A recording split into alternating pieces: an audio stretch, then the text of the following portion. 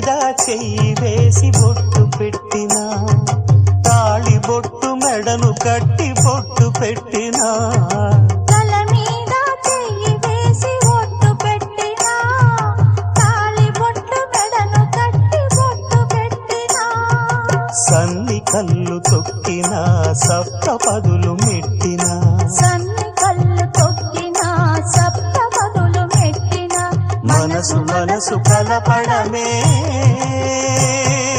మంత్రం పరమార్థం.